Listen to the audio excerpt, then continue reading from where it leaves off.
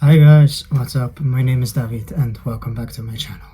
So, I've been inactive for a while and I'm sorry. I'm like procrastinating everything that I have to do in my life because I'm writing my thesis and it's taking a long time. I have until the beginning of June to finish doing that, and I'm also moving to Iceland and working, doing this. There's so much going on. So thank you for sticking with me even if I don't upload anything for a week. Anyways, I am a student of Scandinavian Studies about to start the Masters in Viking and Medieval Norse Studies, and I am also a trans person. And what I wanted to talk about today is how the idea of Viking masculinity can be attractive to non-cis mask presenting individuals, to make this as broad as possible. I don't want to just say trans men because binary trans men are not the only people who might be attracted to the idea of a pre-modern masculinity from like a gender identity queer perspective, because trans men are not the only people who have a connection to masculinity that they have to build up themselves. So this video can also include like masc lesbians or non-binary people or trans masc individuals.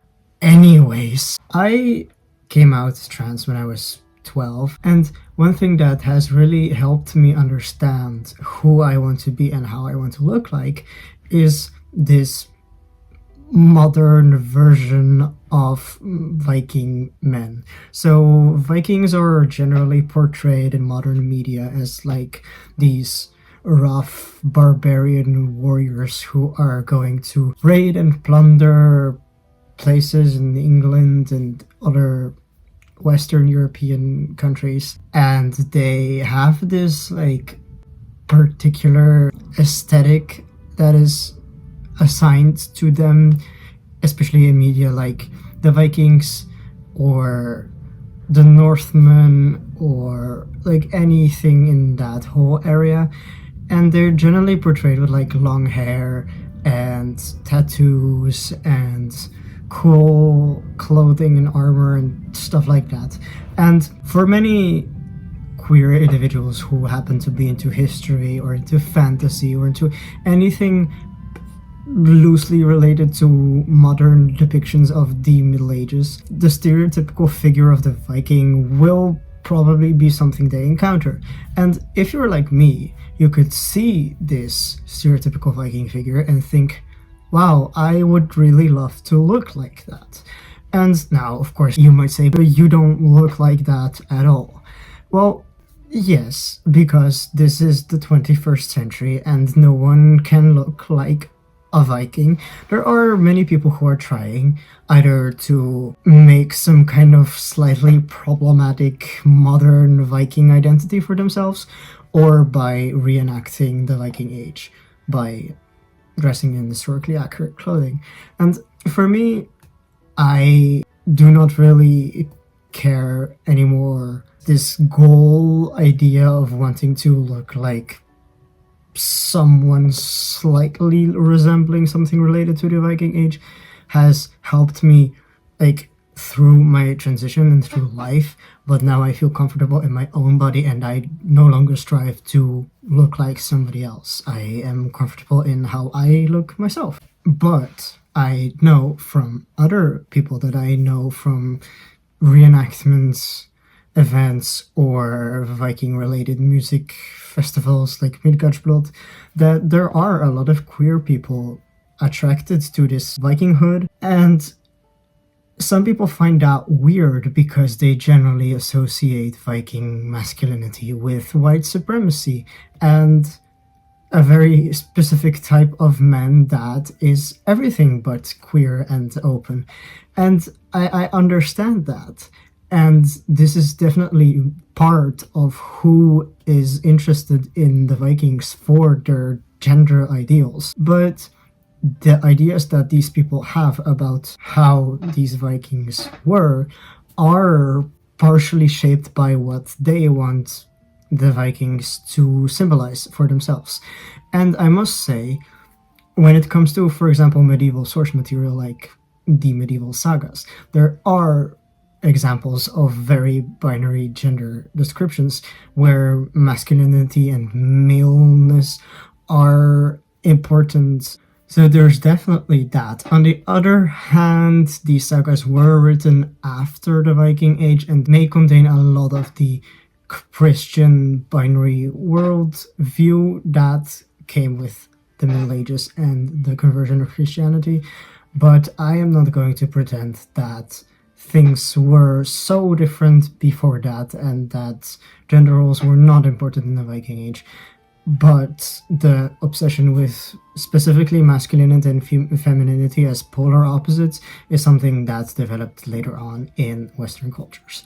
And I think that is also something that attracts queer people to an idea of a pre-modern gender identity, because by identifying with something like the Vikings or literally any other pre-modern identity, you don't have to adhere to contemporary gender roles.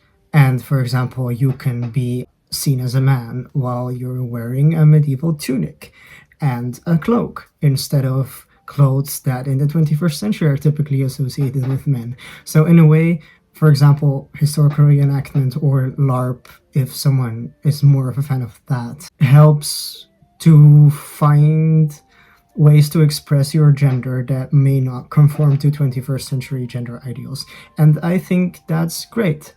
And that's why I think it's important that places like LARP events, historical reenactment, music festivals, historical markets and stuff should be safe spaces and should be open to people with different gender identities and gender expressions. All gender appropriations and the pronouns. And from the ones that I've personally visited in places in Europe, in Sweden, in Norway, in the Netherlands, these are all progressive asterisk Western countries where gender equality and like openness are important values within today's society, and this is also reflected by the events that are created in these places.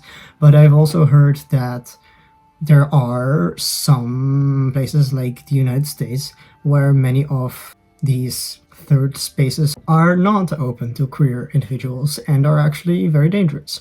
So I cannot speak for that because my personal experience on events like this has been very positive. But when it comes to the acceptance of non-cis, non-straight people, it feels like the world is regressing. So I really hope these places stay inclusive and allow all kinds of people to express themselves, because identifying with a different version of masculinity is not just for people who were not born male. There are many cis men who like to express their masculinity in a different way that does not correspond with what they're expected to do in the 21st century. And for them, historical reenactment and things like that could be an option.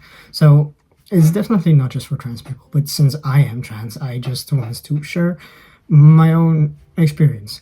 And I know that this video is probably like very everything all at once, but I hope you get what I'm saying. And my main point is that it is complicated, and because the Viking Age is described as such a mysterious period because of the fragmentary source material that we have, because of course there was no written tradition in the actual Viking Age. Everything we know from it that is written down is from after or from people outside of the cultures that they describe.